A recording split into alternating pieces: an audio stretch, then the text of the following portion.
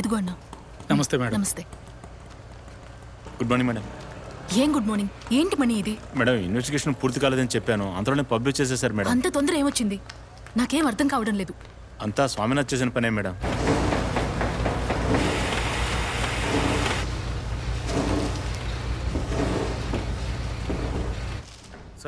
బిజీయా sir? తర్వాత రమ్మంటారా? Editing మాత్రమే చేయాలి సార్. మిస్టర్ స్వామినాథ్, సార్ వారం రోజుల్లోగా అంతా పూర్తి చేసేయాలి. Okay sir. ఏంటి సార్ ఇది? అర్థం చేసుకోమా, ఇది ఒక చిన్న క్రైమ్ బీట్ ఆర్టికల్. దీనికి టైం వేస్ట్ చేసుకోకూడదు.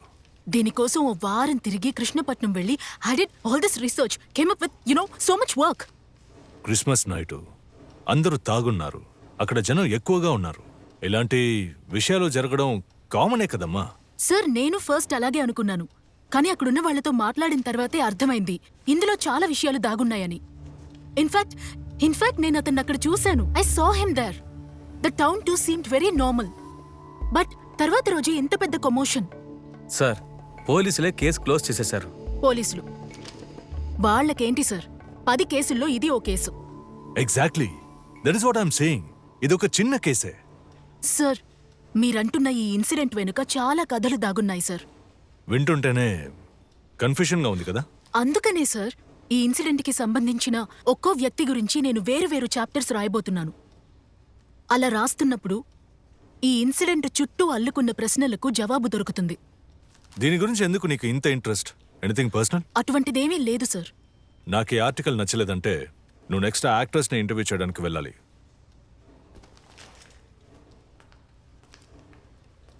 మేఘ్నా, కథకేం పేరు పెట్టావు? నాకు బిడ్డ కాని బిడ్డవాడు. అంతా నేను చెప్తాను. ఒక్క ఐటెం కూడా వదలకుండా దాస్ చెప్తాడండి. ఎంతైనా యమ్మ స్టైల్ గా ఉంటాడులేండి. వాడా? థూ, వాడు మనిషే కాదు, ఓ పిచ్చి కుక్క అనాలి. నిజం నేను చెప్తాను. అక్క నేను చెప్తానక్క. ఏ కథైనా ఊరు విడిచి వెళ్లిపోయిన వ్యక్తి గురించో లేక కొత్తగా ఊళ్ళోకొచ్చిన వ్యక్తి గురించో ఉంటుంది. కానీ ఇక్కడ కథే వేరు. వద్దమ్మా, వెళ్ళరా. సార్ కొంచెం ఆగండి సార్. నేను అతనితో అంతా చెప్పేశాను కదమ్మా, వెళ్ళమ్మా. లేదు సార్, నావి వేరే క్వశ్చన్స్. రే పీటర్, ఆ? మేడం మీద అడుగుతున్నారు కదా, చెప్పిపోరా. మూసుకుని పోరా, మొదనష్టం. నీకంత ఇదిగా ఉంటే నువ్వే చెప్పు, చెప్పాలంట. సరే పోరా. చూడండి మేడం, వాడినేటి బతిమాలి, ఇది నేను చెప్తాను రండి. సరే చెప్పండి. అసలు ఏమైందంటే, హలో, వాడేం చెప్తున్నాడమ్మా? వాడు చెప్పేదేం నమ్మకండి. రేయ్ అడ్డగడ్దా, సొంత కథలు చెప్పుకో. ఏం జరిగిందో నీకేం తెలుసురా? జరి కూర్చోరా. ఏయ్ నిన్నేరా, అవతల కూర్చో. బాండనాయాల. సరే నేనే చెప్తాను. సార్ మీరు నాకు చెప్పిన విషయాల గురించి ఎవరికీ తెలియకుండా నేను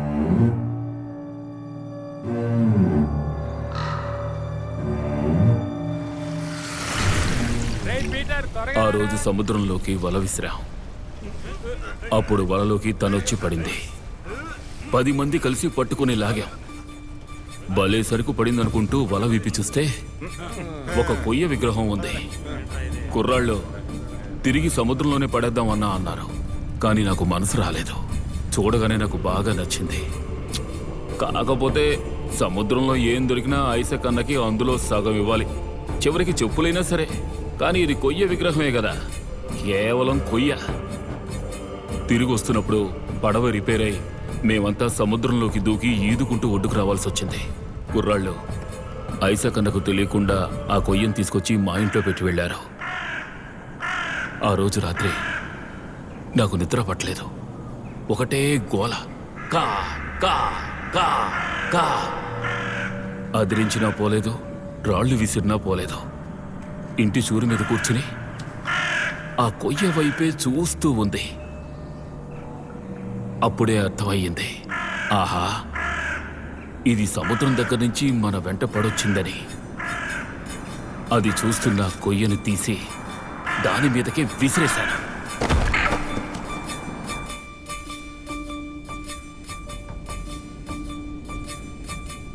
అయ్యో దేవుడా, నా కళ్ళని నేనే నమ్మలేకపోయాను.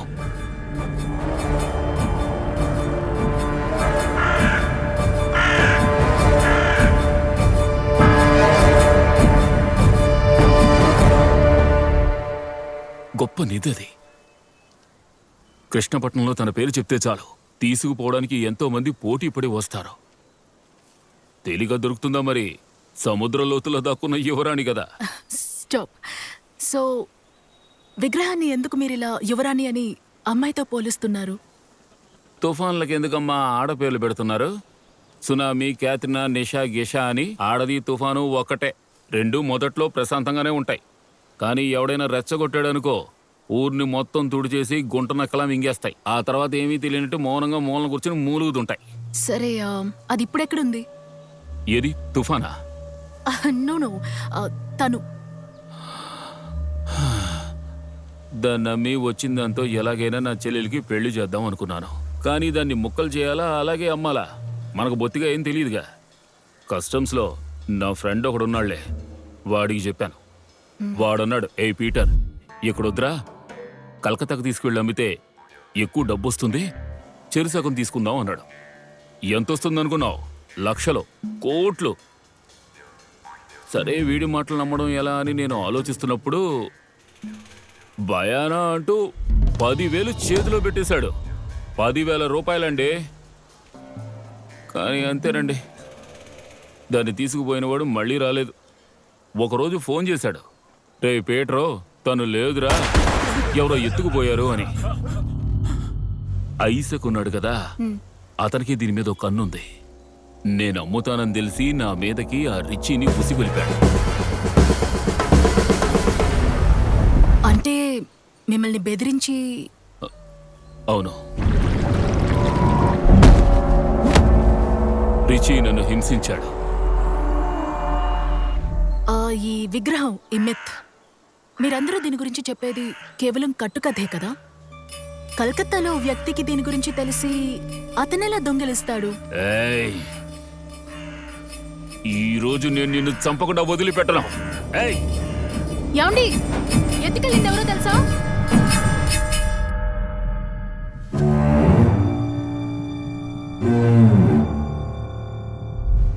సైతాన్ ప్రభావం అనే చెప్పాలి. ఎవరి శాపమో ఏంటో. లేదంటే ఎక్కడో సముద్రాల కవతల పని చేసుకుని బతుకుతున్నవాడు సడన్ గా మళ్ళీ ఇక్కడికెందుకు రావాలి చెప్పండి. మీరెప్పుడు అతనితో టచ్లోనే ఉన్నారా? అయ్యో లేదండి. అది ఎక్కువ సరుకుంటే అప్పుడప్పుడు దాస్ కలకత్తాకి వెళ్తాడు. అలా ఓసారి వెళ్ళినప్పుడే వాణ్ణి చూడడం జరిగింది. ఈ మొహాన్ని ఎక్కడో చూసినట్టుందని ఆలోచిస్తే దాస్కి గుర్తొచ్చింది, రఘునే. దాసు చూడగానే తెలుసుకున్నాడు. ఈ దాస్ ఎవరు? ఆరోగ్య దాస్ అండి, నేనేనండి. ఓ ఓకే. దాస్ లేదు లేదు, నేను చూడగానే తెలుసుకున్నాను. తను రఘేనని నాకు తెలిసింది. తను గుర్తుపట్టడానికే కాస్త టైం పట్టింది. నన్ను చూడగానే పాత జీవితానికి సంబంధించిన జ్ఞాపకాలన్నీ కళ్ళ ముందు సినిమా రీల్స్లా పరిగెత్తుంటాయి. ఆ రోజు అక్కడే ఉండమన్నాడు. ఎన్నెన్నో మాట్లాడాడు. మీ అమ్మ అక్కడ కష్టపడుతోంది ఒంటరిగా.